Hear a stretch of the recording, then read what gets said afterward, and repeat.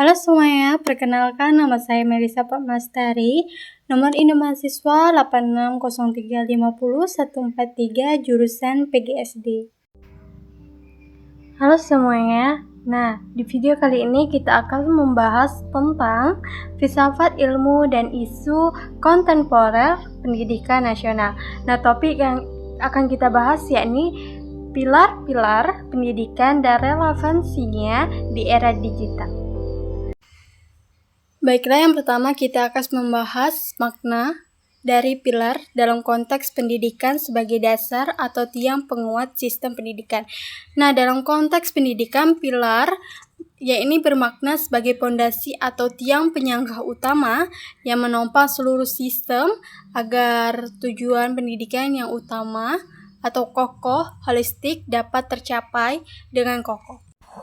Baiklah, kita akan membahas konsep yang dirumuskan oleh UNESCO.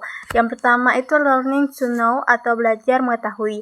Nah, berfungsi sebagai pondasi utama memperoleh, memahami, dan menguasai pengetahuan secara melatih kemampuan berpikir kritis. Nah, yang kedua itu learning to do atau belajar melakukan.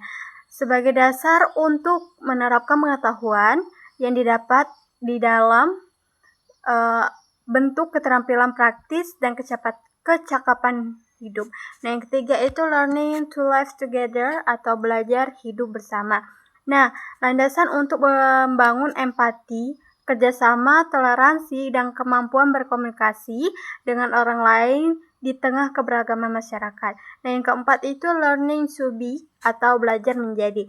Nah, ini bisa disebut tiang penguat yang memastikan siswa tumbuh menjadi pribadi yang mandiri dan bertanggung jawab.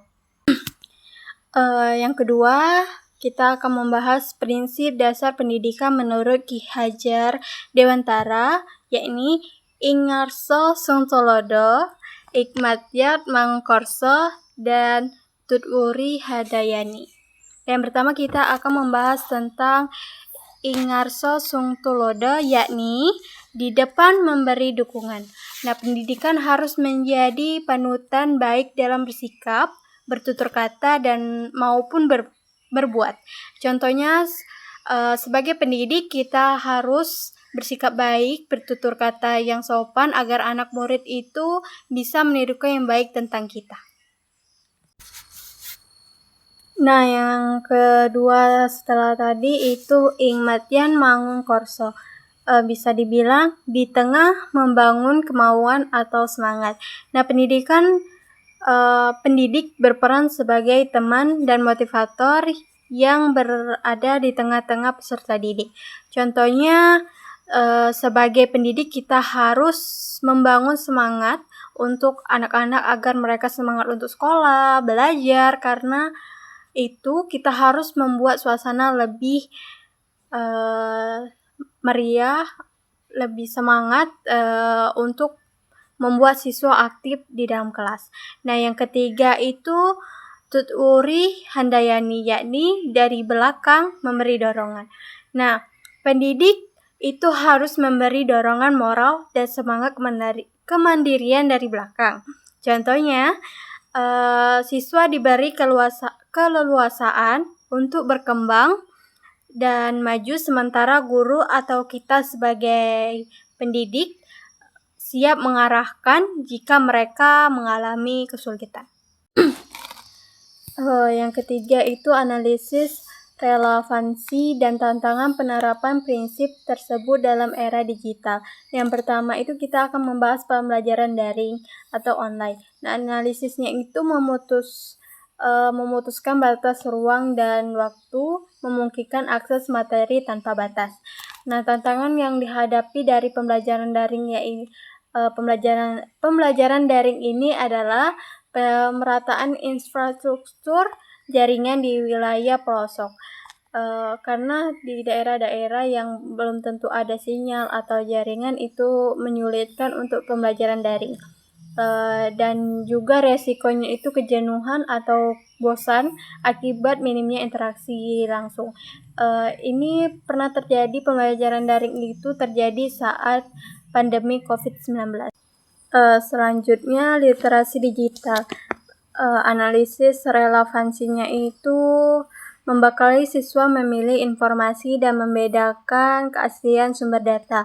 Dan sedangkan tantangannya itu maraknya misinformasi atau hoax dan konten negatif yang memerlukan penguasaan etika digital.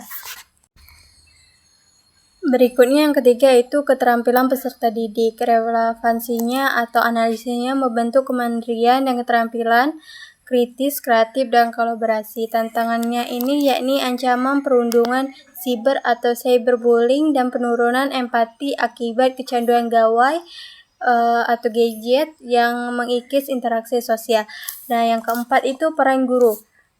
Analisisnya itu berupa mengubah peran pendidik dari sekadar penyampaian materi menjadi fasilitator, motivator, dan inovator.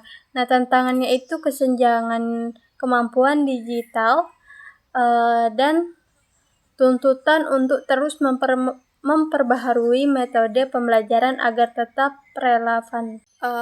Yang keempat kita akan membahas tentang refleksi singkat tentang bagaimana pilar tersebut dapat menjawab persoalan pendidikan nasional saat ini.